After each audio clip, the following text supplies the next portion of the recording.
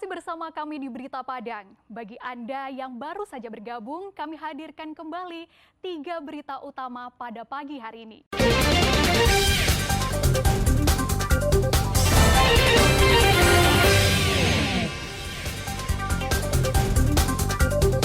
Baru seminggu bebas dari lembaga pemasyarakatan, seorang pencuri sepeda motor diamuk massa usai kabur saat digerebek polisi. 3 pengedar sabu-sabu di Payakumbuh ditangkap polisi. Pelanggar operasi zebra didominasi pengendara di bawah umur.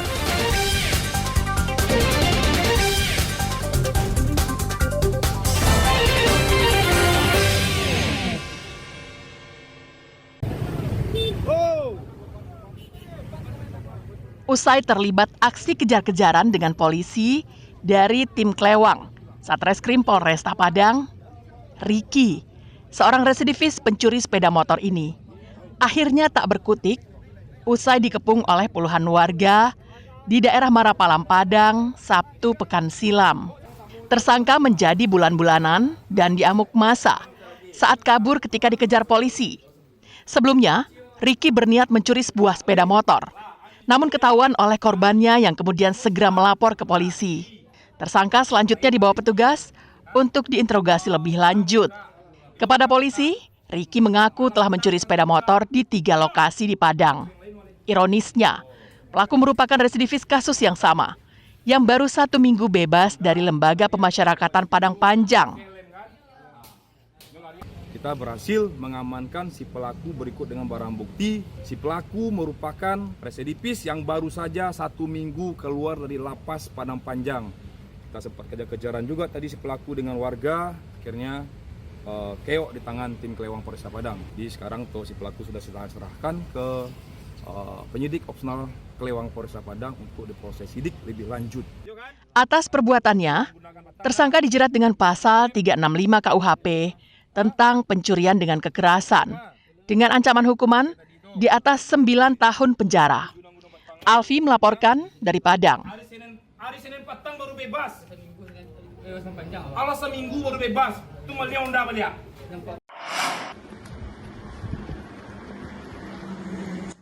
3 tersangka pengedar sabu-sabu ditangkap di 2 tempat, di Kelurahan Padang Data Tanah Mati, Kecamatan Payakumbuh Barat.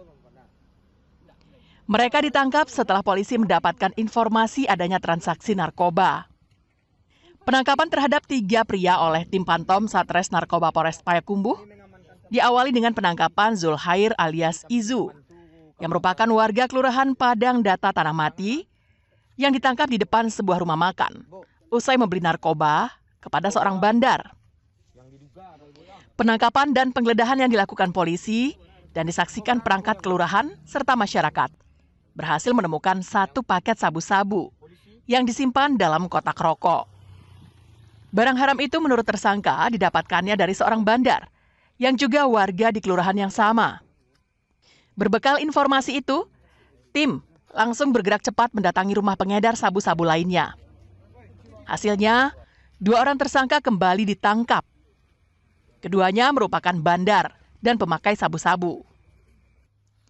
Dari penggeledahan yang dilakukan terhadap 2 tersangka di rumahnya, polisi menemukan barang bukti 3 paket sabu-sabu siap edar yang disimpan di dalam bantal dan sofa, serta peralatan untuk mengonsumsinya. Pada saat itu diamankan 1 orang pelaku yang sudah selesai bertransaksi narkoba jenis sabu. Pada saat dilakukan penangkapan, dilakukan penggeledahan disaksikan oleh perangkat, ditemukan 1 paket sabu yang sudah dikemas yang baru saja dibeli kepada si pengedar. Kemudian kita lakukan interogasi, pengembangan, langsung kita kejar si pelaku yang memiliki sabu. Dilakukan penggeledahan di rumah dalam kamar, berhasil ditemukan 3 paket sabu yang sudah dikemas dalam plastik bening dan siap edar. Polisi menjerat tersangka dengan Undang-Undang Nomor 35 Tahun 2009 tentang narkotika dengan ancaman hukuman 20 tahun penjara. Untuk mempertanggungjawabkan perbuatannya, hingga kini ketiga tersangka masih ditahan di sel tahanan Mapores Payakumbuh. Ikhlasul Ihsan melaporkan dari Payakumbuh.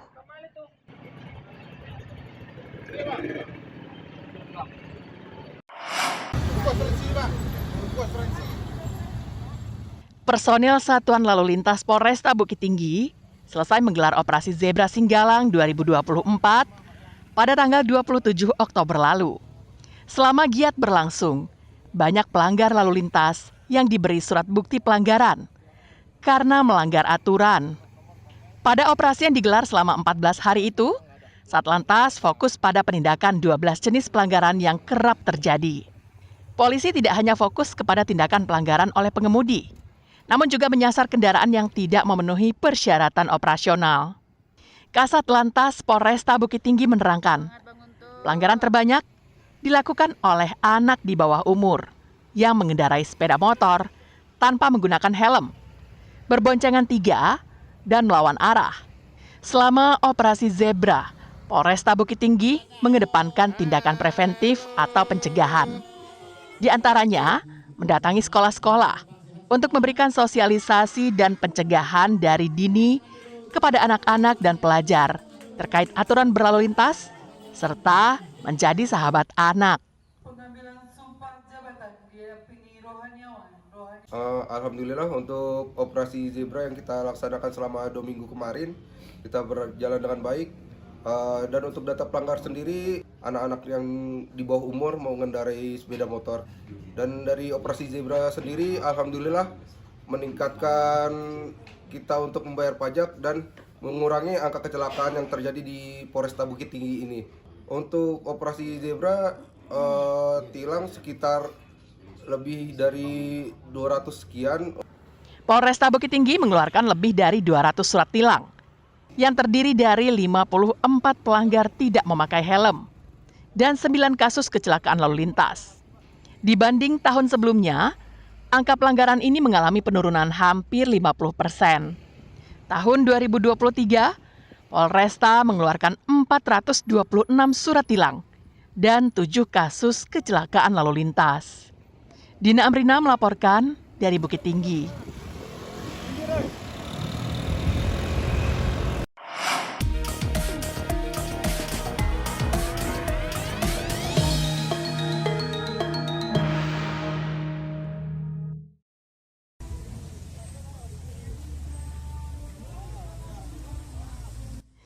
Ratusan warga dari berbagai nagari di Sijunjung mendatangi kantor Bawaslu setempat Jumat pekan silam.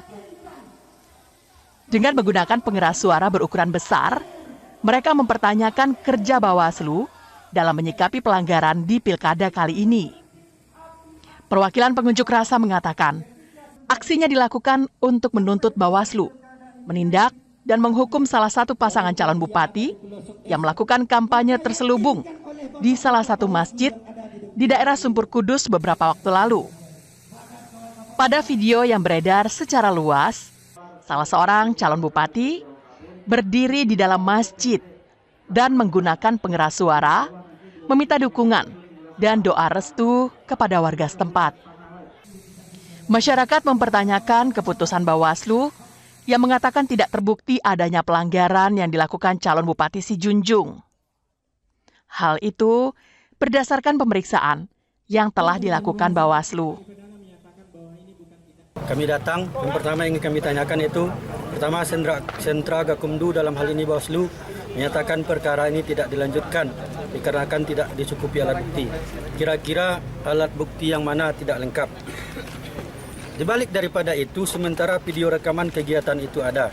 Kegiatannya jelas dilakukan di masjid dan betul mengandung unsur kampanye dengan ada pernyataan memohon restu, mengajak serta menjanjikan uang 2 miliar.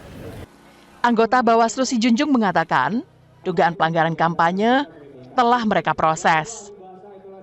Status temuan dihentikan dan tidak dapat diteruskan karena tidak merupakan tindak pidana pemilihan serta tidak memenuhi 2 alat bukti sebagai pendukungnya. Kami membuat kesimpulan secara bersama-sama bahwa ini tidak bisa dilanjutkan karena tidak terpenuhi 2 unsur alat bukti yang akan kami teruskan ke kepolisian. Karena memang setelah pembahasan kedua ini dan ini adalah nanti kalau memang masuk pidananya itu akan diteruskan ke kepolisian. Maka proses kepolisian ini adalah sebanyak 14 hari. Maka kepolisian akan melakukan klarifikasi untuk memastikan bahwa ini betul-betul tindak pidana pemilihan. Setelah melakukan orasi dan mendengarkan keterangan Bawaslu, masa aksi pendemo yang dijaga ketat oleh polisi dan tentara dari Kodim setempat membubarkan diri. Robiha melaporkan dari Sijunjung. Nak langsung jalan dan ke kantor diri dan kami siap.